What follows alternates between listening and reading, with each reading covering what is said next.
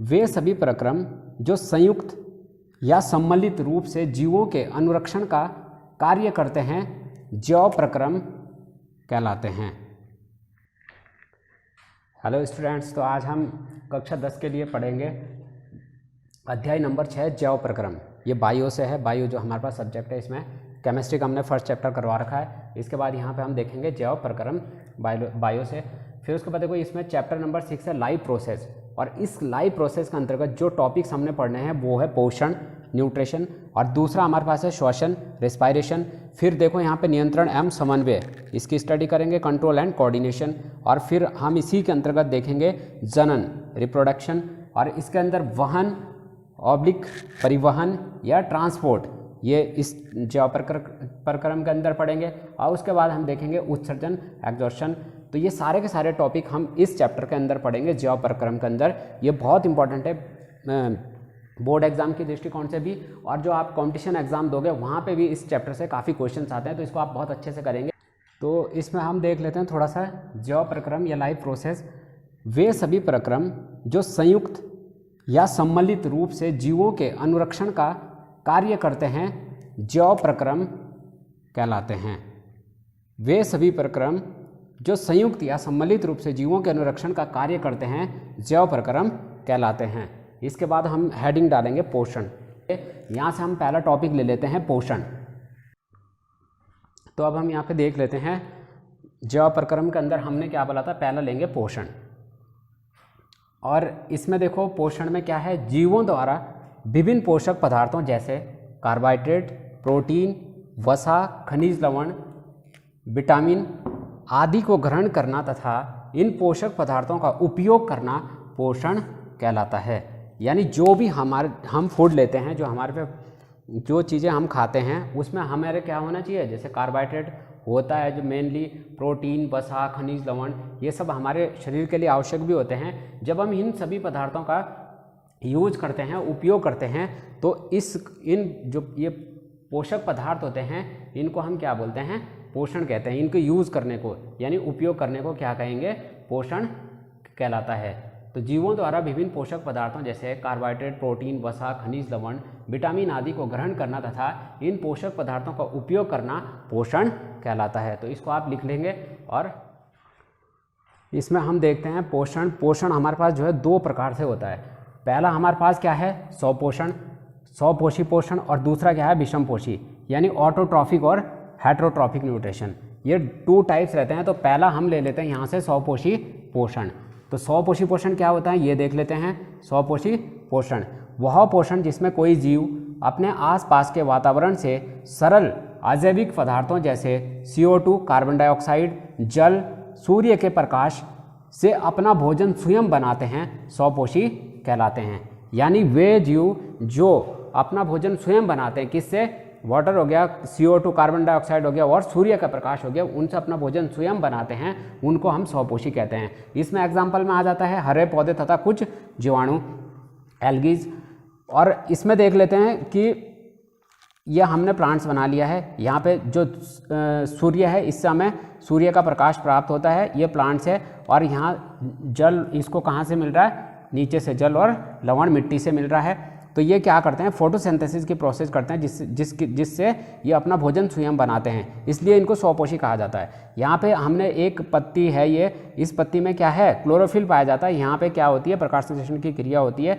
यहाँ पे पर्णहरित, ग्लूकोज और स्टार्च, इनका जो भोजन रहता है ग्लूकोज के रूप में या स्टार्च के रूप में संचित हो जाता है। और इन्हीं पत्तियों से पौधे के नीचे के पार्ट्स के एरो नीचे के लिए लगा रखा, तो नीचे भी भोजन जाता है जड़ तक, और ऊपर के लिए एरो लगा रखे हैं तो भोजन ऊपर तक जाता है। यानी यहाँ पे बनेगा जो फूड है वो यहाँ लीव्स में बनता है, और नीचे ऊपर पौधे के सभी भागों में पहुँचा दिया जाता है।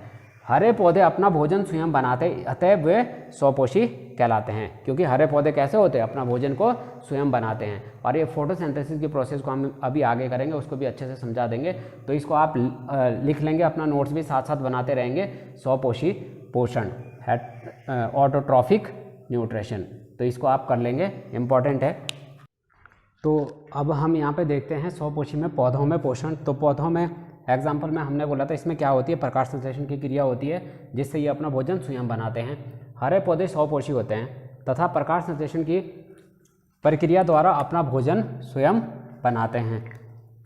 वह प्रक्रिया जिसके द्वारा हरे पौधे पर्णहरित की उपस्थिति में सूर्य की ऊर्जा का प्रयोग करके, किसकी, पर्णहरित या क्लोरोफिल की उपस्थिति में सूर्य की ऊर्जा का प्रयोग करके कार्बन डाइऑक्साइड और जल से अपना भोजन बनाते हैं, प्रकाश संश्लेषण कहलाता है। अपना भोजन किस रूप में, ग्लूकोज के रूप में। यहाँ देखेंगे ये सन है, यहाँ से सनरेज आ रही, सूर्य की जो किरणें हैं वो आ रही, और पत्तियाँ रहती हैं, पत्तियों में क्लोरोफिल पाया जाता है और इसमें रंध्र पाए जाते हैं, स्टोमेटा। इन्हीं रंध्रों से ये क्या करते हैं, CO2 को लेते हैं और ऑक्सीजन को एटमॉस्फेयर में छोड़ते भी हैं, यानी उनके माध्यम से ऑक्सीजन और CO2 का आदान प्रदान करते हैं। तो क्योंकि CO2 की आवश्यकता होती है कार्बन डाइऑक्साइड की, तो वो रंध्र ले लेते हैं और यहाँ क्लोरोफिल पाया जाता है, और जो वाटर रहता है वो इनको जड़ों से प्राप्त हो जाता है। तो ये क्या करते हैं, प्रकाश संश्लेषण की क्रिया करते हैं और अपना भोजन स्वयं बनाते हैं। तो प्रकाश संश्लेषण का समीकरण देख लेंगे। तो यहाँ पे हमें क्या चाहिए, CO2, तो यहाँ पे देख लो 6CO2, इसको आप लिख भी लेंगे 6CO2 प्लस यहाँ पे क्या चाहिए हमें, वो चाहिए जल, तो 12H2O, और हमें क्या चाहिए, क्लोरोफिल, तो ऊपर यहाँ पे लिख देंगे क्लोरोफिल ऐसे। फिर नीचे हम क्या करेंगे, यहाँ पे सूर्य का प्रकाश इक्वल सूर्य का प्रकाश। अब ये देखो प्रोसेस होगी, भोजन किस रूप में बन रहा ग्लूकोज के, तो ये हो जाएगा C6H12O6 ग्लूकोज प्लस हमारे पास क्या बन रहा 6O2 ऑक्सीजन और प्लस 6H2O जल। तो ये देखो ये ग्लूकोज के रूप में इनका क्या बन गया, भोजन बन गया। ग्लूकोज और ऑक्सीजन ये वायुमंडल में छोड़ देते हैं, और जल ये कार्बन डाइऑक्साइड है,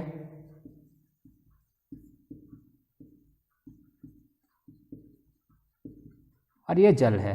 तो इस समीकरण को आप लिख भी लेंगे और अच्छे से याद भी कर लेंगे। प्रकाश संश्लेषण का समीकरण है, लिखने के लिए भी आता है, और ये पूछा जाता है कि कौन सी चीज़ों की ज़रूरत होती है, तो CO2 की ज़रूरत होती है बनने में, और जल की ज़रूरत होती है, क्लोरोफिल की होती है, सूर्य का प्रकाश का। और बनता क्या है, क्रिया के फलस्वरूप ग्लूकोज बनता है, जो कि पौधों का भोजन होता है। ऑक्सीजन वायुमंडल में छोड़ देते हैं, इसका हम उपयोग करते हैं, और जल की क्योंकि जितनी आवश्यकता होती है उतना रख लेते हैं, और ये वेपर के रूप में वायुमंडल में चला जाता है, जिसकी वजह से क्या है, वापस वर्षा वगैरह होती है। जहाँ पौधे ज़्यादा होते हैं, फॉरेस्ट जंगल बड़े बड़े होते हैं, वहाँ पे क्या है, वाष्प उत्सर्जन की क्रिया होती है और वर्षा भी ज़्यादा होती है। तो ये प्रकाश संश्लेषण की क्रिया के द्वारा पौधे क्या करते हैं, अपने भोजन का स्वयं निर्माण करते हैं, और इसीलिए इनको क्या कहा जाता है, स्वपोषी कहा जाता है। तो ये बहुत इंपॉर्टेंट है, इसको आप अच्छे से कर लेंगे और ये चित्र भी बना लेंगे साथ साथ, और ये समीकरण जरूर याद कर लेंगे। ये क्या बोलते हैं, कार्बन डाइऑक्साइड, जल और क्लोरोफिल, सूर्य का प्रकाश, ग्लूकोज C6H12O6 ये ग्लूकोज का सूत्र होता है, और फिर O2 ऑक्सीजन और जल ये बनता है। तो इसमें हमने पहला देखा जो वो था स्वपोषी पोषण, और दूसरा है विषमपोषी पोषण, यानी प्राणियों में जो पोषण होता है। वे जीव जो अपने भोजन के लिए दूसरों पर निर्भर रहते हैं विषमपोषी या परजीवी कहलाते हैं। ऐसे जीव जो दूसरों पर निर्भर रहते हैं वो क्या कहलाते हैं, विषमपोषी या परजीवी कहलाते हैं। यानी ये अपना भोजन स्वयं नहीं बनाते हैं, वो अपना भोजन स्वयं बनाते हैं पेड़ पौधे, क्योंकि उनमें क्या होता है, क्लोरोफिल पाया जाता है, और प्रकाश संश्लेषण की उपस्थिति में अपना भोजन बनाते हैं। लेकिन ये क्या रहते हैं, दूसरे पर निर्भर रहते हैं, विषमपोषी कहलाते हैं। अब प्राणियों को उनके पोषण के आधार पर 3 समूहों में विभाजित किया जा सकता है। इसमें पहला है शाकाहारी। शाकाहारी का मतलब है जो ये स्वपोषित है पौधे, यहाँ पे मैंने चित्र भी बना दिया, इसको आप बना देंगे। स्वपोषी हैं पौधे, प्रकाश संश्लेषण से की क्रिया से अपना भोजन बनाते हैं। इन पौधों को जो जीव खाते हैं उनको हम शाकाहारी कहते हैं। जैसे बकरी ये पेड़ों की पत्तियाँ वगैरह खाती है, तो ये शाकाहारी हो गए। वे जीव जो केवल पौधे या उनके उत्पादों को खाते हैं शाकाहारी जीव कहलाते हैं, जैसे गाय और बकरी। उसके बाद आता है मांसाहारी। वे जीव जो दूसरे जीवों को खाते हैं मांसाहारी कहलाते हैं, जैसे शेर। अब ये शेर है यहाँ पे, ये किसको खा रहा है, बकरी को। ये किसको खा रहा है, बकरी को, तो ये क्या कहलाएगा, मांसाहारी। अब आता है तीसरा सर्वाहारी। वे जीव जो पौधों एवं जीवों दोनों को खाते हैं सर्वाहारी कहलाते हैं। यानी ये जो प्लांट्स हैं इनको भी खा जाएंगे, और ये जो बकरी वगैरह है इनको भी खा जाएंगे, तो ये क्या कहलाते हैं, सर्वाहारी, जैसे मनुष्य। तो इसको आप अच्छे से कर लेंगे, नोट भी कर लेंगे। तो अब हम यहाँ पे देख लेते हैं, हमारा विषम पोषी चल रहा था, जो परजीवी या विषम पोषी। तो इसमें हम देखते हैं अब जो है सरल प्राणियों में पोषण। सरल प्राणियों में पोषण अमीबा तथा पैरामीशियम दो बहुत सरल प्राणी हैं। इन दोनों जीवों के शरीर एकल कोशिकाओं का बना होता है, अतः ये जीव एक कोशिकीय जीव कहलाते हैं। क्योंकि ये तो आप सब जानते ही हो कि जो किसी भी जीव का जो शरीर है वो किससे मिलकर बना होता है, कोशिकाओं से, सेल से मिलकर बना होता है। और ये अमीबा और पैरामीशियम एक ही कोशिका से बने होते हैं, मात्र एक कोशिका इनका सारा कार्य कर देती है, चाहे वो इनका जनन हो, चाहे इनका फूड को लेना हो, भोजन ग्रहण करना हो, ये सारा एक कोशिकाओं से ही इनका काम होता है। इसलिए इन दोनों जीवों को एकल कोशिकीय जीव कहते हैं। उसके बाद अमीबा में पोषण। अमीबा एक कोशिकीय जल में रहने वाला जीव है। अमीबा द्वारा भोजन ग्रहण करने की प्रक्रिया बक्षकाणु या पैगोसाइटोसिस क्रिया कहलाती है।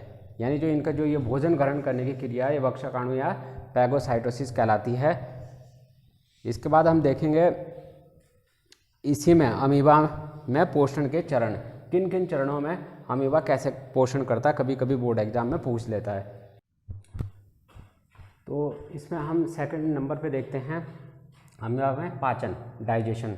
ये बहुत सिंपल है, इसमें ज़्यादा कुछ करना नहीं है। अमीबा में भोजन का जो पाचन है वो किस में है? पाचन एंजाइमों की सहायता से खाद्य रिक्तिका में होता है। किस में होता है? खाद्य रिक्तिका में। ये आपका हमने यहाँ जो बना रखी खाद्य रिक्तिका, ये वाली इस खाद्य रिक्तिका में होता है। इस प्रकार अमीबा में पाचन खाद्य रिक्तिका के भीतर होता है, जिसके कारण भोजन विलय हो जाता है। जिसके कारण भोजन क्या हो जाता है? विलय हो जाता है। और इसी खाद्य रिक्तिका को हमने कहा था कि अमीबा का आमाशय भी कहा जाता है। तो इसका जो भोजन का पाचन है वो कहाँ होता है? खाद्य रिक्तिका में होता है, जिसके कारण भोजन विलय हो जाता है। इसको अगर चित्र को आप अच्छे से बना लेंगे, समझ लेंगे, तो इन चीज़ों को लिखने में भी कोई दिक्कत नहीं होने की, आसानी से सब हो जाएगा। तो इसको आप नोट कर लेंगे। नेक्स्ट देख लेते हैं। अब हम यहाँ पे थर्ड देख लेते हैं, अवशोषण, एब्जॉर्प्शन। अवशोषण देख लेते हैं। अमीबा की रिक्तिका में उपस्थित पचा हुआ भोजन विसरण यानी डिफ्यूजन द्वारा अमीबा के कोशिका द्रव्य में सीधे अवशोषित हो जाता है। यहाँ पे जो भोजन पचेगा, ये भोजन कहाँ पे? ये बाहर जो ये अमीबा का जो कोशिका द्रव्य है, इसमें डिफ्यूजन के द्वारा अवशोषित कर लिया जाएगा। पचा हुआ भोजन रिक्तिका से बाहर पूरी अमीबा की कोशिका में फैल जाता है, और ये जो रिक्तिका इससे बाहर आकर ये भोजन पूरी कोशिका में फैल जाता है तथा अवशोषण के बाद रिक्तिका समाप्त हो जाती है। और जब यह अवशोषित कर लिया जाता है भोजन, इसके बाद ये रिक्तिका समाप्त हो जाती है। आप देखेंगे यहाँ पे कोई भी रिक्तिका नहीं है, यानी इसका काम तब तक है जब तक वो भोजन को पाचन नहीं किया और उसका एब्जॉर्प्शन यानी अवशोषण नहीं किया गया। उसके बाद ये रिक्तिका क्या हो गया? समाप्त हो जाएगी। तो नेक्स्ट देख लेते हैं इसके बाद। अब हम यहाँ पे देखते हैं फोर्थ नंबर है स्वांगीकरण। तो स्वांगीकरण में क्या होता है? अमीबा कोशिका में अवशोषित भोजन, जो ये अमीबा की कोशिका है, रिक्तिका से इसने भोजन को क्या करा? अवशोषित करा। तो वो अवशोषित भोजन का उपयोग श्वसन द्वारा, किसके द्वारा? श्वसन द्वारा ऊर्जा प्राप्त करने के लिए तथा कोशिका के अंगों को बनाने के लिए किया जाता है। ये क्या करता है? उसी भोजन से ऊर्जा प्राप्त करता है और उससे क्या है? कोशिका के जो अंग है उनको बनाने के लिए इसका उपयोग करता है, जिससे अमीबा वृद्धि होती है। जिससे अमीबा में क्या होती है? वृद्धि होती है, वो अपना डेवलपमेंट करता है।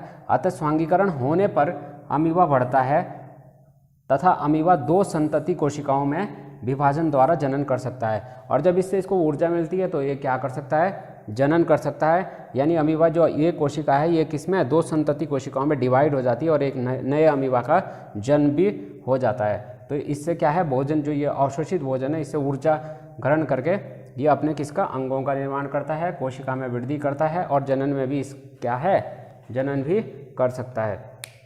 तो ये हमारे पास था स्वांगीकरण। इसके बाद नेक्स्ट देखते हैं। और अब इसमें जो एक कोशिकीय जीवों में पोषण या पाचन का जो था, ये है लास्ट टॉपिक है हमारे पास। अमीबा में पोषण का जो चरण है, इसका लास्ट है, अंतिम, ये है बहिक्षेपण। क्या है? बहिक्षेपण यानी बाहर करना। आप देखो यहाँ पे क्या, भोजन को बाहर निकालने के लिए अमीबा में कोई निश्चित स्थान या मल द्वार नहीं होता है। ये जो अमीबा, इसमें कोई भी ऐसा निश्चित स्थान नहीं है कि उस जगह से इसका जो अपचित भोजन है वो बाहर निकल सके। यानी इस पर कोई भी ऐसा निश्चित स्थान नहीं होता। जब अमीबा के भीतर पर्याप्त मात्रा में अपचित भोजन जमा हो जाता है, तब किसी भी स्थान पर उसकी कोशिका झिल्ली फट जाती है और अपचित भोजन शरीर से बाहर निकल जाता है। अब जब यहाँ पे पर्याप्त मात्रा में क्या हो जाएगा, अपचित भोजन हो जाएगा, तो ये क्या करेगा, मान लिया यहाँ से ये क्या हो गया, इसकी झिल्ली फट गई और ये जो इसका अपचित भोजन है ये बाहर हो जाएगा और फिर ये क्या हो जाएगा, बंद हो जाएगा। तो ये अपचित भोजन कहाँ निकल गया, बाहर निकल गया। इसको हम क्या कहते हैं, बहिक्षेपण कहते हैं। तो ये था हमारा अमीबा या एक कोशिकीय जीवों में पोषण। तो इस प्रकार से एक कोशिकीय जीव अपना पोषण करते हैं, इसको आप अच्छी तरह से कर लेंगे। इसके बाद हम अगला जो टॉपिक रहेगा हमारा वो रहेगा मनुष्य में पोषण। यह है मनुष्य में पोषण या मानव पाचन तंत्र, ह्यूमन डाइजेस्टिव सिस्टम। तो इसका पहले हम आपको डायग्राम बनाना सिखा देते हैं, कैसे बनेगा, बहुत आसान तरीके से आप बना भी लोगे, मेरे साथ करना है इसको। ये देखो, पहले यहाँ से ये ऐसे कर देना है, ये लाइन सीधे ले जाओ यहाँ से यहाँ, इसको अब नीचे ले आओ, इस लाइन को ऐसे बस यहाँ तक। अब यहाँ से देखो ये ऐसे,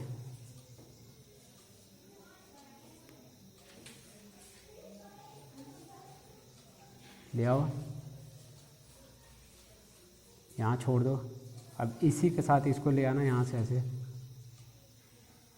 और यहाँ से ऊपर मोड़ने के बाद एक दूसरी लाइन इसके बगल से नीचे ले आओ। अब इसको यहाँ लेके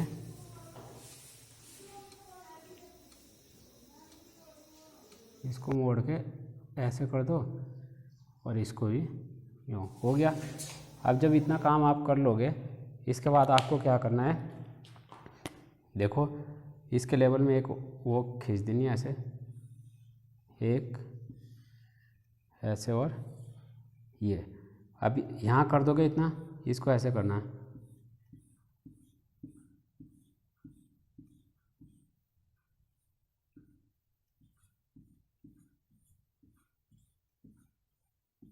ऐसे कर दिया। इसको भी यहाँ से इसके ऐसे रोल, जैसे मैंने किया वैसे ही आप भी कर दो। अब आपको क्या करना है, इस वाली लाइन को इसके साथ मिलाना है। अभी छोटी यहाँ तक, इसी के लेवल में यहाँ से नीचे इसको ऐसे कर दो, ये देखो।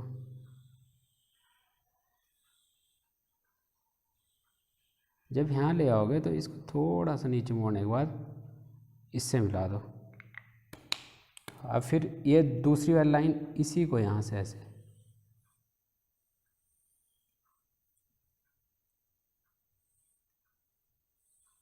ऐसे ले आओ अंदर से, डबल करते हुए कहने का मतलब ये है।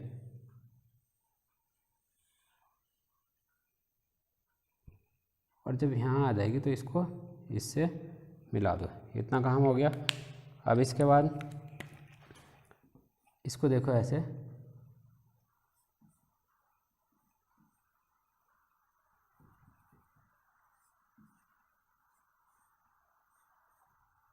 और यहाँ से इसको ऐसे नीचे कर दो, ये बन गया आपका। अब देखो यहाँ पे क्या करना, आपको एक लाइन और खींच देना ऐसे, और इसको यहाँ मिला देना है, ऐसे कर दो, थोड़ा इसमें डैश डॉट डॉट ऐसे। और अब ये वाला तो काम कर दो, इसको यूँ इस शेप में, और यहाँ से ये मिल जाएगा। यहाँ पे क्या करो, ब्लडर बना दो, यहाँ कुछ नहीं करना, बस इसको ऐसे यूँ कर दो, इसको मिला दो। अब ये आपका डायग्राम बन गया। इसको आप 2-3 बार प्रैक्टिस करेंगे, आसानी से आ जाएगा। इसके बाद हम इसके नाम लिख देते हैं।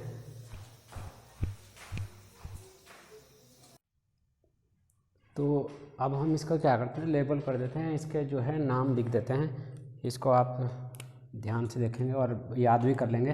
पहले हमारा क्या है, लार ग्रंथि, लार ग्रंथियाँ,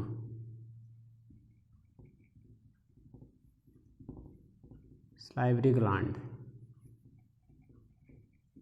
फिर उसके बाद हमारा क्या है, ग्रसनी,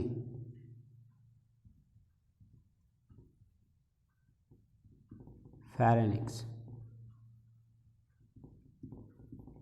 फिर है ग्रास नली,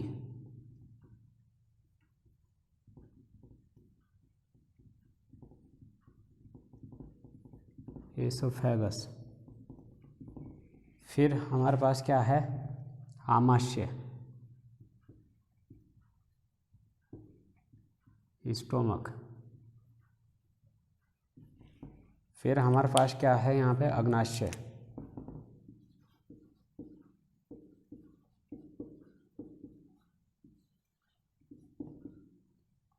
पैनक्रियाज। फिर क्या है, बड़ी आंत।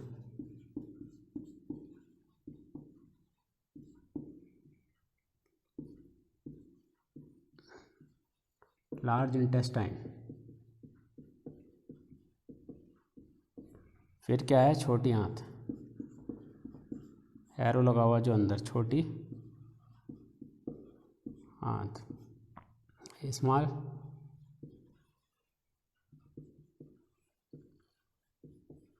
इंटेस्टाइन। फिर क्या है, मलाशय, रेक्टम। फिर क्या है, गुदा द्वार, एनस। फिर यहाँ पे देख लेते हैं ये क्या है, ग्रहणी, ग्रहणी।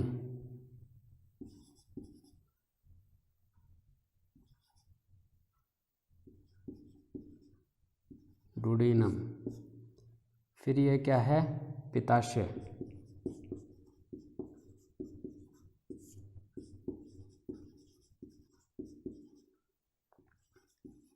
गाल ब्लडर। और ये क्या है, यकृत, लीवर। ये हमारा क्या हो गया, लेबल हो गया है डायग्राम। ये मुख है, मुख, माउथ। इसके बारे में अब हम आगे डिटेल से स्टडी करेंगे, इसके सारे प्रोसेस को बताएंगे। आपको डायग्राम बनाना आ गया और इसको लेबल करना आ गया। ये बोर्ड एग्जाम में 3 नंबर में क्वेश्चन आता है कि ये मानव पाचन तंत्र का सचित्र वर्णन करें, तो इसको आप अच्छे से कर लेंगे। आगे हम देखते हैं इसमें क्या क्या प्रोसेस है। तो हमने यहाँ पे जो है मनुष्य का जो पोषण मानव पाचन तंत्र उसका चित्र बना लिया, यह आपको आ गया होगा। अब हम इसमें देखेंगे कि इसमें प्रोसेस क्या क्या होती है। तो ये देखो यहाँ पे मानव पाचन तंत्र। मनुष्य एक बहुकोशिकीय जीव है। इससे पहले हमने एक कोशिकीय जीव अमीबा पैरामीशियम के बारे में देखा था। अब क्या है, मनुष्य। मनुष्य कैसा बहुकोशिकीय जीव है, क्योंकि जो मनुष्य होते हैं उनकी जो बॉडी होती है वो बहुत सारी कोशिकाओं से मिलकर बनी होती है, इसलिए इसको बहुकोशिकीय जीव कहते हैं। और फिर बहुकोशिकीय जीव है तथा मनुष्य में पोषण मानव पाचन तंत्र के विभिन्न अंगों द्वारा होता है। जो मानव के पाचन तंत्र के अंग है, जैसे यहाँ से मुख हो गया, यहाँ पे आमाशय हो गया, अग्नाशय हो गया, ग्रसनी, ये जितने भी इसके पार्ट्स है, लार्ज इंटेस्टाइन है, स्मॉल इंटेस्टाइन है, बड़ी आंत, मलाशय, ये सारे इसके क्या है, पाचन तंत्र के जो है अंग है, इनके द्वारा क्या होता है, पोषण होता है। तो इसमें सबसे पहला जो आता है वो आता है अंतर्ग्रहण। अंतर्ग्रहण, भोजन को अंदर लेना। मनुष्य में भोजन के अंतर्ग्रहण के लिए एक विशेष अंग होता है जिसे मुख, माउथ, मुंह कहते हैं। मनुष्य में भोजन का अंतर्ग्रहण मुख के द्वारा होता है। तो ये देखिए यहाँ पे ये क्या है, मनुष्य का मुख है, यहीं से आप भोजन को क्या करते हैं, अंदर लेते हैं। उसके बाद फिर पाचन की प्रक्रिया प्रारंभ होती है। तो ये पहला हमारे पास क्या है, अंतर्ग्रहण, यानी भोजन को अंदर लेना। तो आप इसको नोट कर लेंगे। इसके बाद नेक्स्ट देखते हैं। अब इसमें हम जो है दूसरा देख लेते हैं, पाचन। पहला अंतर्ग्रहण था, भोजन को मुख से अंदर लिया, उसके बाद पाचन, डाइजेशन। तो देखो मनुष्य में भोजन का पाचन मुख से प्रारंभ हो जाता है। मुख गुहा में दांत, जीभ और लार ग्रंथियाँ होती हैं। दांत भोजन को काटने, छोटे छोटे टुकड़ों में काटते हैं और उसे पीसते हैं। लार ग्रंथियों से निकलने वाले रस को लार कहते हैं। तो जब मुख में आप भोजन को लेते हैं तो यहाँ पे टीथ होते हैं, दांत, ये क्या करते हैं, भोजन को पीसेंगे, छोटे छोटे बारीक महीन कर देंगे। और यहाँ पे लार ग्रंथियाँ होती है, यहाँ से क्या होगा, एक रस निकलता है जिसे हम लार रस कहते हैं। तो ये क्या है, मुख में जब स्टार्ट पाचन कहाँ से हो जाता है, मुख से प्रारंभ हो जाता है। इसके बाद हम देख लेते हैं लार। तो हमारा जो दूसरा टॉपिक है पाचन, इसके अंतर्गत हम देख लेते हैं लार, क्योंकि लार कहाँ है, मुख में पाया जाता है। टाइलिन एंजाइम लार में पाया जाता है। ये टाइलिन नामक जो एंजाइम है लार में पाया जाता है। टाइलिन या एमाइलेज पाया जाता है। लार, राल, थूक, डूल अथवा स्लोबर नाम से निर्दिष्ट है। मानव तथा अधिकांश जानवरों के मुंह में उत्पादित पानी जैसा और आमतौर पर एक झागदार पदार्थ है। लार मौखिक द्रव्य का एक घटक है। तो लार क्या है? लार में देखो थूक वगैरह ये सब क्या है, लार के हिस्से हैं। लार में क्या पाया जाता है? टाइलिन एंजाइम पाया जाता है। ये पूछा जाता है, 1 नंबर में भी क्वेश्चन आता है, कॉम्पिटिशन एग्जाम में भी कई बार पूछा गया है और यहाँ पे बोर्ड एग्जाम में भी आ सकता है कि लार में कौन सा एंजाइम पाया जाता है, तो कौन सा पाया जाता है? टाइलिन। तो ये लार ग्रंथियाँ, यहाँ से लार स्रावित होता है और इसमें कौन सा वो पाया जाता है? टाइलिन। और ये जो टाइलिन है ये क्या करता है? भोजन के पाचन में इसकी भूमिका होती है, क्योंकि ये क्या करता है कि स्टार्च को शर्करा में अपघटित करता है। ये टाइलिन क्या करेगा? स्टार्च को जो शर्करा है उसको, स्टार्च को किसमें? शर्करा में अपघटित कर देगा। तो इसकी लार में क्या होगी? भूमिका होती है। तो ये हमारे पास क्या है? लार है। लार थोड़ा सा आप देख लेंगे इसमें लार क्या होता है, क्योंकि इसका भी पाचन में क्या है। और दूसरा काम, मुख में जो पीसा हुआ भोजन होता है यहाँ से लार ग्रंथियों से लार स्रावित होता है और वो कैसा कर देता है? भोजन को चिकना कर देता है ताकि उसको निगलने में दिक्कत ना हो। इस फूड को आसानी से यहाँ से जो हमारे पास ग्रसनी है फेरेनिक्स, इससे और फिर यहाँ ग्रास नली में जब आएगा तो आसानी से कहाँ? आमाशय में पहुँच जाएगा। ये भी लार इसको क्या कर देती है? एक गीला कर देती है और इसको कैसा? चिकना कर देती है ताकि निगलने में भी आसानी हो। तो यहाँ पे थोड़ा सा लार के कार्य भी देख लेते हैं। लार का पहला कह रहा, हमने पहले ही बोला था, यह भोजन को गीला तथा लसीला बनाता है जिससे भोजन को आसानी से निगला जा सके।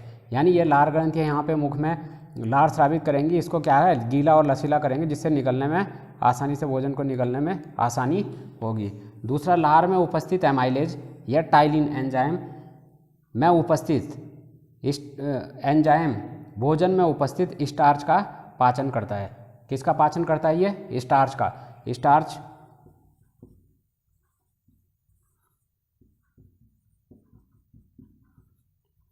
इसको किस में?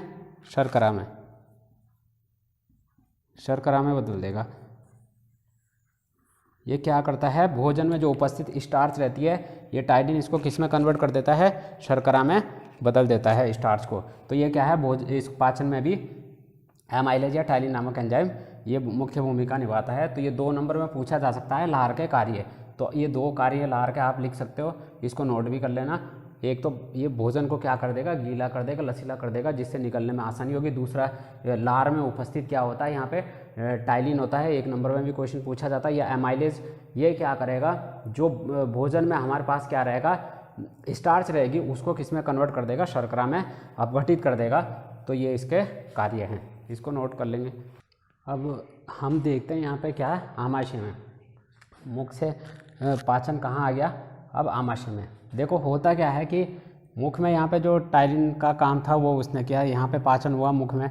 उसके बाद जो ग्रसनी और ग्रास नली है, इन दोनों में पाचन का कोई भी कार्य नहीं होता है। इन ग्रसनी, फेरेनिक्स और ओसोफेगस का काम सिर्फ इतना होता है कि भोजन को कहाँ पहुँचाना होता है? आमाशय में पहुँचाना होता है। यहाँ पे किसी भी प्रकार का कोई पाचन नहीं होता है। तो भोजन सीधा कहाँ पे आता है?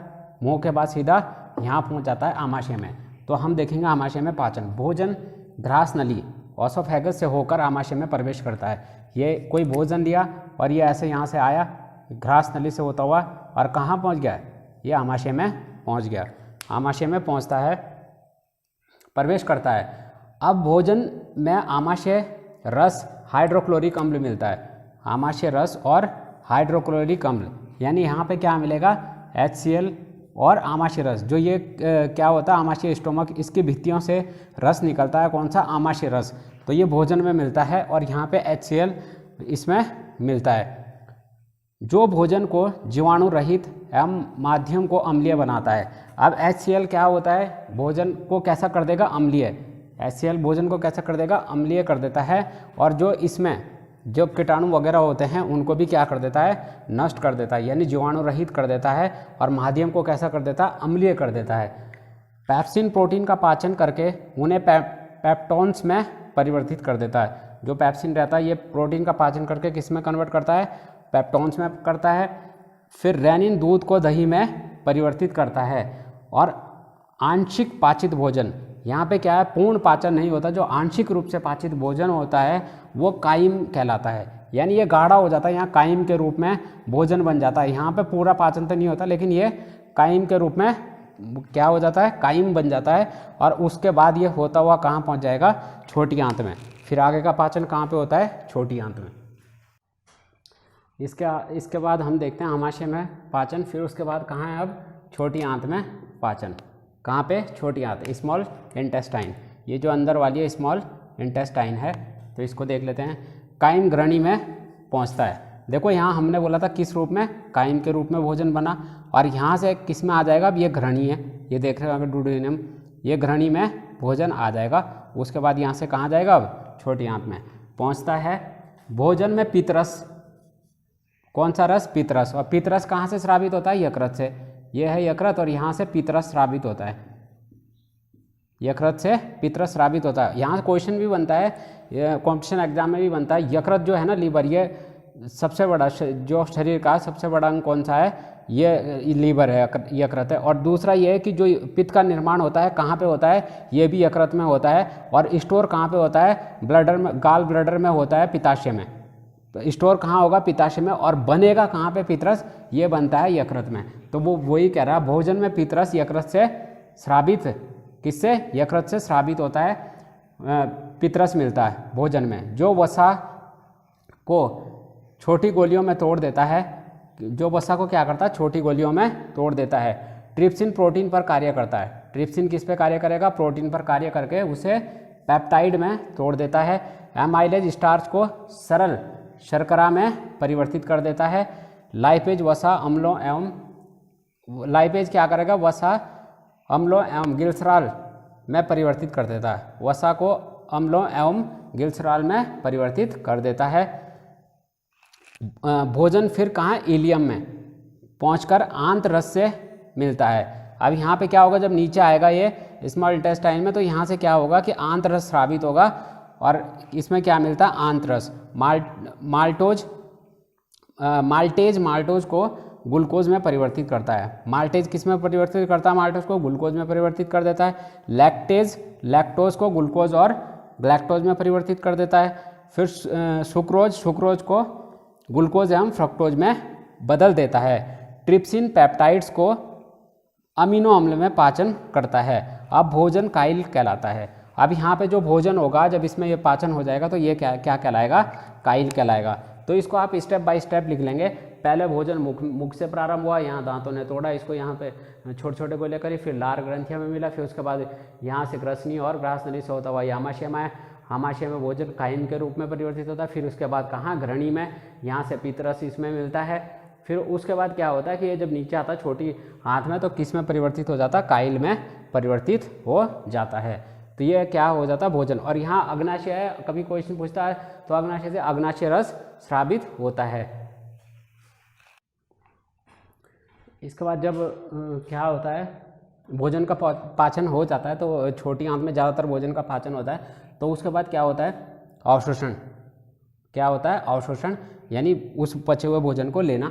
तो देखो अवशोषण, पाचन के बाद भोजन के अणु इतने छोटे होते हैं कि वे आंत्र की भित्तियों जिसमें रक्त केशिकाएं होती है में से गुजर जाते हैं। आंत्र की भित्तियों में क्या होती है, इस प्रकार की, देखो ये रक्त केशिकाएं मैंने बना रखा है, ये रक्त केशिकाएं होती है जिनसे ये आसानी से गुजर जाते हैं।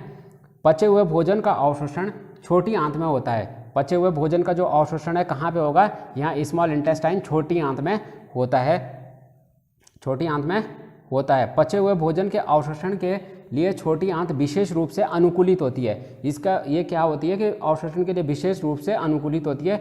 छोटी आंत की सतह पर हजारों सूक्ष्म अंगुलीनुमा प्रवर्ध होते हैं, जिन्हें विलयी कहते हैं। यानी ऐसे हजारों प्रवर्ध होते हैं अंगुलीनुमा। ये चित्र बना रखा है, इसको भी आप बगल में बना लेंगे। इसके विलयी, ये देखो यहाँ पे इसकी इन वाली संरचनाओं को हम क्या बोलते हैं, विलयी कहते हैं। हजारों ऐसे छोटे छोटे प्रवर्ध होते हैं जिनको हम क्या कहते हैं, विलयी। ये विलयी है। और ये इसके अंदर जो रेड और ब्लू से दिखा रखा है, ये रक्त केशिका है। कहते हैं विलयी की उपस्थिति आंत की आंतरिक सतही क्षेत्रफल, कहते हैं विलयी की उपस्थिति छोटी आंत्र की आंतरिक सतह को काफ़ी बड़ा सतही क्षेत्रफल प्रदान करती है। यानी काफ़ी बड़ा सतही क्षेत्रफल प्रदान करती है। छोटी आंत्र का बड़ा सतही क्षेत्रफल पचे भोजन को शीघ्र अवशोषण में सहायता करता है। जो इसका ये बड़ा सतही क्षेत्रफल होता है, ये पचे हुए भोजन को जल्दी अवशोषित करने में सहायता करता है। पचा हुआ भोजन छोटी आंत्र की भित्तियों द्वारा अवशोषित किया जाता है। जो छोटी आंत्र की भित्तियाँ होती है, ये इनके द्वारा क्या होता है, भोजन को अवशोषित किया जाता है। फिर देखो किया जाता है, छोटी आंत्र की भित्तियों द्वारा अवशोषित किया जाता है और हमारे रक्त में आ जाते हैं। तो जब ये छोटी आंत है, यहाँ पे इस भित्तियों पे इस प्रकार की संरचना पाई जाती है, ये भोजन को अवशोषित करेंगी और उसके बाद वो भोजन जो आपने अवशोषित करा पचने के बाद वो रक्त में आ जाता है और रक्त के माध्यम से हमारे पूरे शरीर में पहुँच जाता है, जिससे हमें ऊर्जा मिलती है, जिससे हम अपने बॉडी को क्या कर सकते हैं, डेवलप कर सकते हैं। तो इसको आप लिख लेंगे, ये डायग्राम भी इसके साथ यहाँ पर बना लेंगे। तो अवशोषण के बाद हम देख लेते हैं इसमें स्वांगीकरण। तो स्वांगीकरण कुछ खास है नहीं, मैंने पहले ही बोला था। पचित जो पाचन हो चुका है और विलेय भोजन को रक्त शरीर के सभी अंगों में ले जाता है। जो ब्लड होता है वो क्या करता है, रक्त के सारे अंगों में ले जाता है तथा जहां वो कोशिकाओं के अवयव के रूप में स्वांगीकृत हो जाता है। इस स्वांगीकृत भोजन से ऊर्जा प्राप्त करने के साथ साथ शरीर की वृद्धि के लिए शरीर की कोशिकाओं द्वारा उपयोग किया जाता है। जो शरीर की कोशिका होती है, शरीर के वृद्धि के लिए कोशिकाओं द्वारा इसका उपयोग होता है। जो स्वांगीकृत भोजन होता है, जो रक्त के द्वारा पहुंचाया जाता है। पचा हुआ भोजन जिसे हमारे शरीर द्वारा तुरंत उपयोग नहीं किया जा सकता, ग्लाइकोजन नामक कार्बोहाइड्रेट के रूप में यकृत में, ये देखो यहाँ यकृत में संचित रहता है, जिसको हम तुरंत क्या है यूज नहीं करते हैं, वो उसको क्या कर देते हैं, वो यकृत में संचित हो जाता है। जब उसकी ज़रूरत होगी तब उसका यूज किया जाता है, तुरंत जो यूज नहीं होगा। तो ये क्या है, स्वांगीकृत है। इसको भी आप नोट कर लेंगे। अब हम इसके मानव पाचन में एक अंतिम चरण जो है इसका, वो है बहिक्षेपण या मल त्याग। बहिक्षेपण या मल त्याग यानी जो अपचित भोजन है उसको बाहर निकालना। जिस भोजन का पाचन हमारे शरीर द्वारा नहीं हो पाता, यानी ऐसा भोजन जो जिसका पाचन हमारे शरीर द्वारा नहीं हो सकता है, वह भोजन छोटी आंत में अवशोषित नहीं होता है। ये जो छोटी आंत है उस भोजन को अवशोषित नहीं कर पाती है, हो सकता तब यह अपचित भोजन छोटी आंत से बड़ी आंत नामक चौड़ी नली में जाता है। अब देखो ये यहाँ पे जो भोजन का अवशोषण हो गया वो तो हो गया, लेकिन जो अपचित भोजन होगा वो यहाँ से आएगा और इसमें बड़ी आंत में प्रवेश करेगा। अब ये बड़ी आंत है चौड़ी नली वाली, ये जो हमने ग्रीन से दिखा रखी ये क्या है, लार्ज इंटेस्टाइन यानी बड़ी आंत, इसको हम बड़ी आंत बोलते हैं। तो ये यहाँ से कहाँ आ जाएगा, अब छोटी आंत से ये आ जाएगा बड़ी आंत में, बड़ी आंत नामक चौड़ी नली में जाता है। बड़ी आंत की भित्तियाँ अपचित भोजन से अधिकांश जल अवशोषित कर लेती है। इसके बाद यह अपचित भोजन कुछ समय के लिए मलाशय में रहता है। अब क्या होता है, जो भोजन यहाँ आया छोटी आंत से इस बड़ी आंत में आया, यहाँ पे भोजन का कोई भी पाचन नहीं होता। बड़ी आंत में इसमें भोजन का कोई भी पाचन नहीं होता, लेकिन जो अपचित भोजन होता है उसमें जो जल होता है उस जल को ये जो बड़ी आंत है इसकी भित्तियाँ अवशोषित कर लेती है और ये होता हुआ कहाँ पहुँच जाता है, मलाशय में। कहाँ पहुँचाता है, रेक्टम, ये जो हमारे पास है मलाशय। तो अपचित भोजन कहाँ आ जाता है, मलाशय में, और इसके जल को बड़ी आंत की भित्तियाँ अवशोषित कर लेती है और कुछ समय के लिए ये कहाँ रहता है, ये मलाशय में रहता है। मलाशय नामक आखिरी भाग में एकत्रित हो जाता है। तब यह अपचित भोजन मल के रूप में मल द्वार से होकर हमारे शरीर से बाहर निकल जाता है। तब क्या होता है, जो यह गुदा द्वार या मल द्वार यहाँ कुछ समय रहने के बाद ये हमारे शरीर से बाहर निकल जाता है। मल को शरीर से बाहर निकालने की क्रिया बहिक्षेपण या मल त्याग कहलाती है। और जब हम इस मल को अपने शरीर से बाहर कर देते हैं तो इस क्रिया को ही हम क्या बोलते हैं, बहिक्षेपण कहते हैं। तो ये आपका पूरा का पूरा क्या था, हमारा पाचन तंत्र था। इसमें 3 नंबर में आपका क्या आता है, डायग्राम बनाने को आता है, और या फिर इसमें लिखने के लिए भी आएगा। तो आपको किसी भी प्रकार का जो क्वेश्चन बनेगा आप इसमें से अब कर सकते हैं। जब प्रक्रम में हमने पढ़ा था लाइफ प्रोसेस में, पहला जो हमारे पास था वो था पोषण, न्यूट्रिशन, और इसके बाद हम दूसरा देख लेते हैं वहन। वाहन मतलब ट्रांसपोर्ट या परिवहन। ट्रांसपोर्ट का मतलब आप समझते हो एक जगह से दूसरी जगह किसी चीज़ को ले जाना। तो जो ट्रांसपोर्ट का काम है हमारे शरीर के अंदर वो कौन करता है, वो करता है रक्त, ब्लड के माध्यम से ही ट्रांसपोर्ट का काम होता है। यानी जो हमारी आवश्यकता की चीज़ें हैं वो एक जगह से दूसरी जगह ले जाना। तो मनुष्य में वहन देख लेते हैं, और ये किससे माध्यम से होता है, ये होता है रुधिर के, रक्त के। इसके रक्त के कुछ भाग होते हैं, रक्त के कुछ जो पार्ट्स हैं वो, पहला है प्लाज्मा, दूसरा है लाल रक्त कोशिका, रेड ब्लड सेल, तीसरा है श्वेत रक्त कोशिकाएं, वाइट ब्लड सेल, और चौथा है प्लेटलेट्स। इनको हम अलग अलग स्टडी करेंगे, इनके जो ये ब्लड के प्रमुख भाग हैं इनको। और जो वहन का काम, जैसा कि मैंने कहा वहन, जो प्लांट्स रहते हैं, प्लांट्स में कौन करता है, जाइलम और फ्लोएम।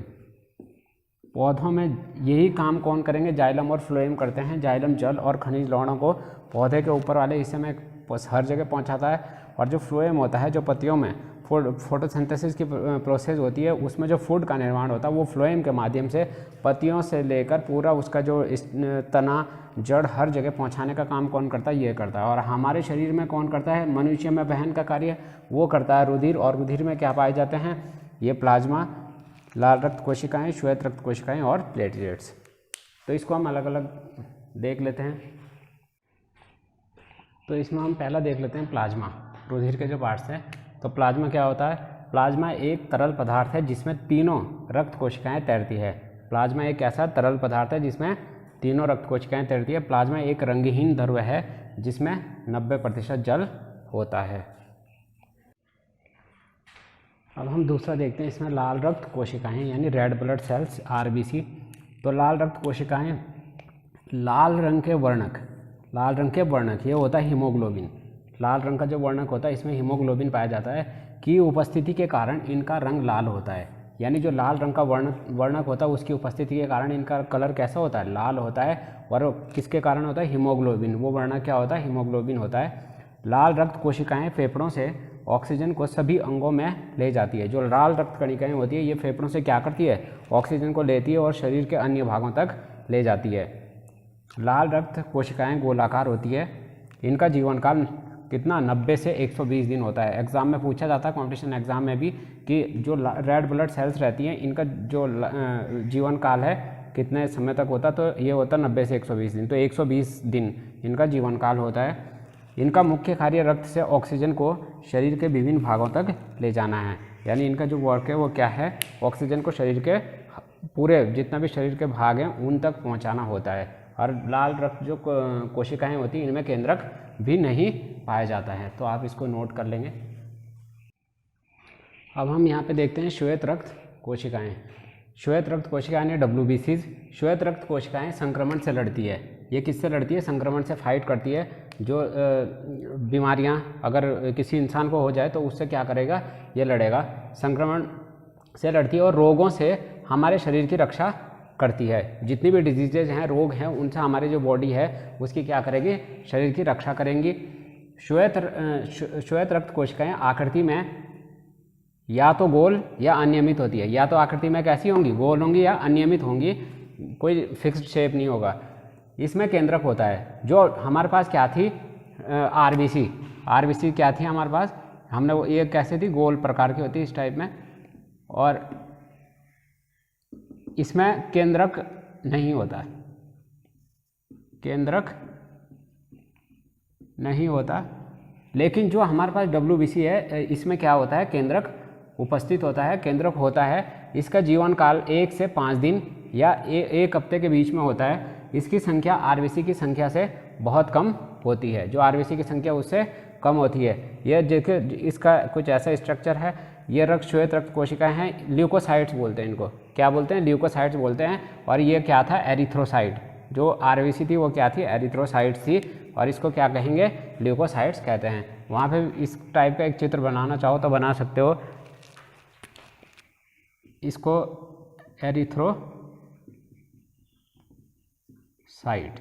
ये क्या है, आरबीसी, वो हमने बता दिया ऊपर।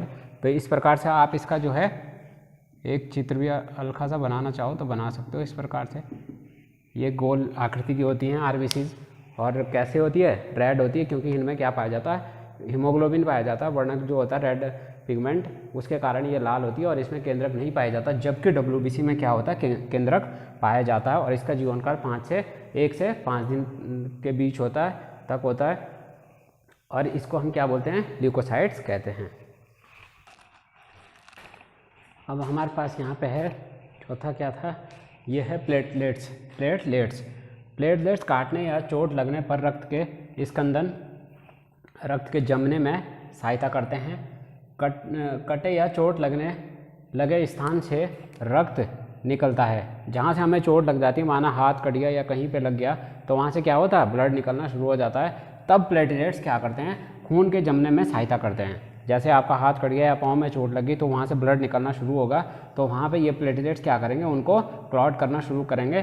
खून को कैसे कर देते हैं, खून को अर्ध ठोस बना देते हैं, जिसके कारण खून का बहना बंद हो जाता है। इनका जीवन काल 8 से 12 दिन का होता है। कितना होता है, 8 से 12 दिन का होता है। कुछ इस प्रकार की संरचना है।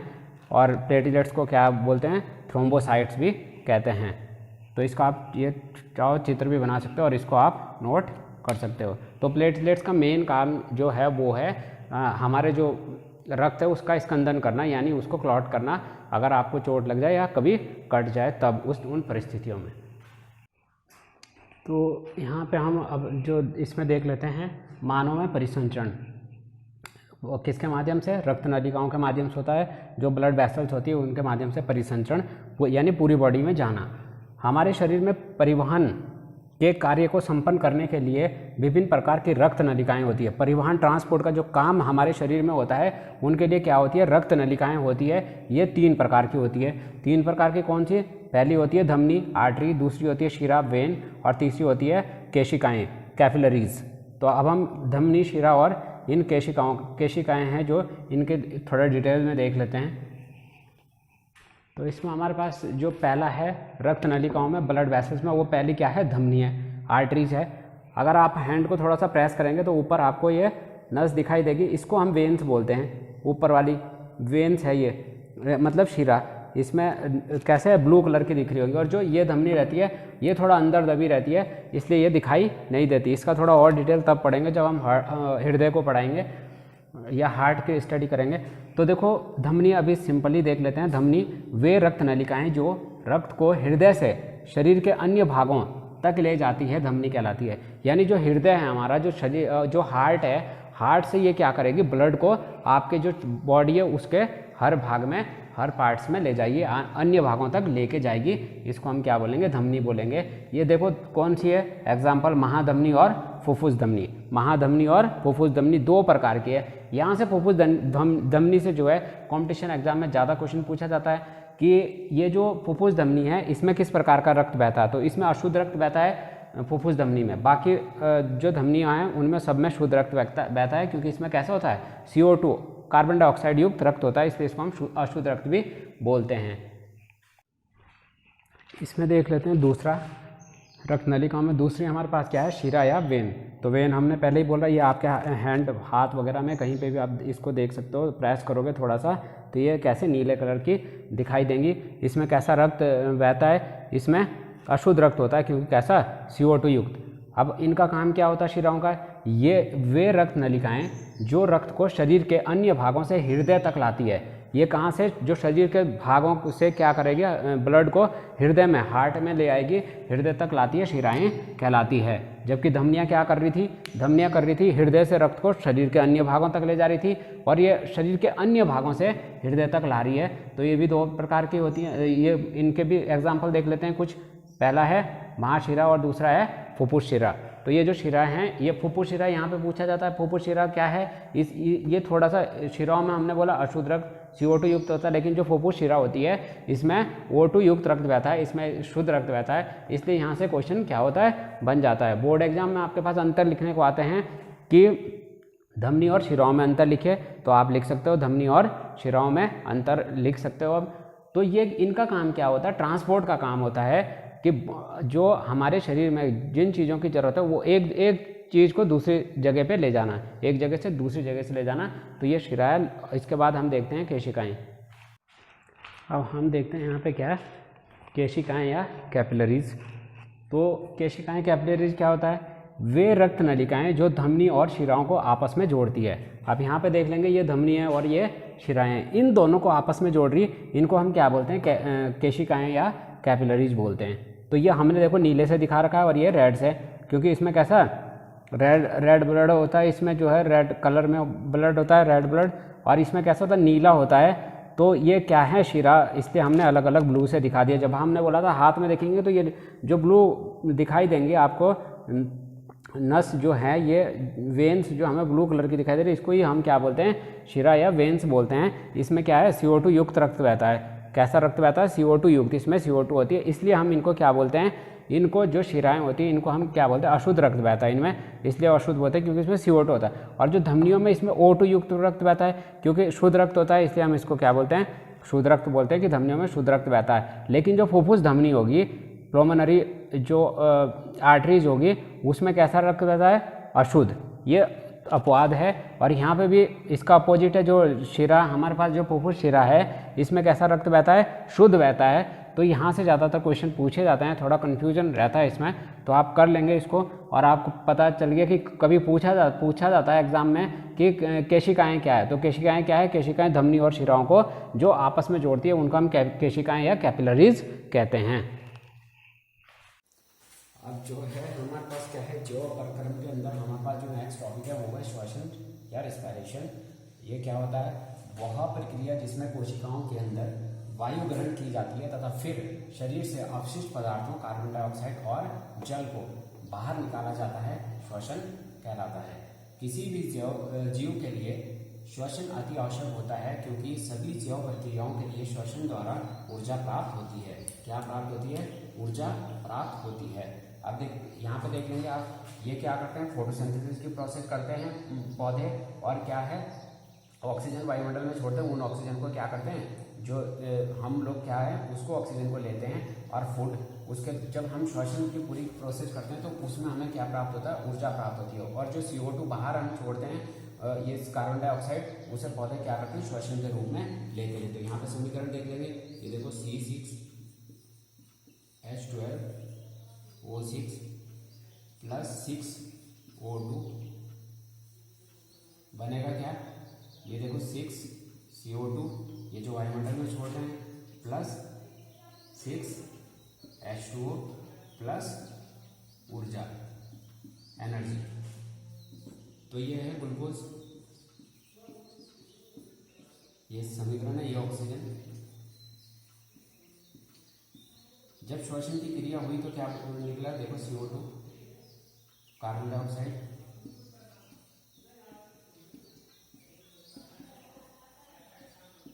जल और ऊर्जा। तो ये समीकरण, इसको भी आप लिख लेंगे, ये एग्जाम में भी पूछे जाते हैं समीकरण। ये देखो, ये जो हम क्या कर रहे हैं, कार्बन डाइऑक्साइड और जल को बाहर निकालते हैं। तो कार्बन डाइऑक्साइड जल को बाहर निकालते हैं, ये इस ऊर्जा का उपयोग करते हैं। तो ये पूरी प्रोसेसिंग के जो श्वसन की प्रक्रिया होगी उसमें हमें क्या मिलती है, ऊर्जा मिलती है।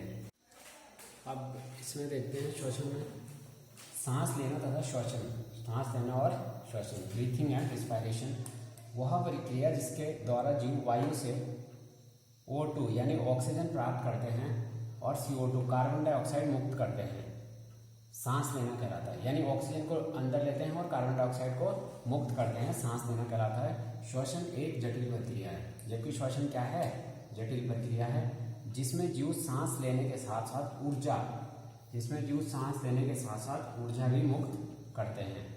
अब यहाँ पे देखो C6H12O6 प्लस 6O2 बनेगा क्या, यहाँ पे देखो CO2 प्लस 6H2O प्लस ऊर्जा, ये हमने बोला था समीकरण। अब इसमें देखो ये क्या कर रहा है, ऑक्सीजन वो बोल रहा है ले रहा, और क्या मुक्त कर रहा है, CO2 को मुक्त कर रहा है। ये क्या है, सांस लेने की प्रक्रिया है। जबकि श्वसन क्या है, पूर्ण जब श्वसन होगा तो उसमें हमें क्या प्राप्त होगी, ऊर्जा प्राप्त होगी। इसलिए क्या है, कैसी प्रक्रिया है, जटिल प्रक्रिया है। सांस लेना एक भौतिक प्रक्रिया है। कैसी है, भौतिक प्रक्रिया है।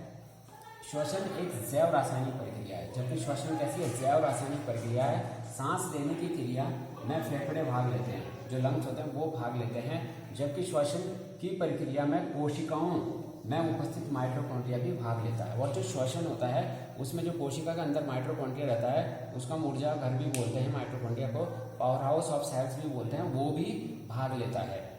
तो ये क्या है, सांस लेना और श्वसन। इसमें हम देखते हैं श्वसन के दौरान निर्मुक्त ऊर्जा किस रूप में संचित की जाती है। तो श्वसन के दौरान निर्मुक्त संपूर्ण ऊर्जा का उपयोग जीवों द्वारा तुरंत नहीं किया जाता है, यानी तुरंत इसका यूज नहीं होता है।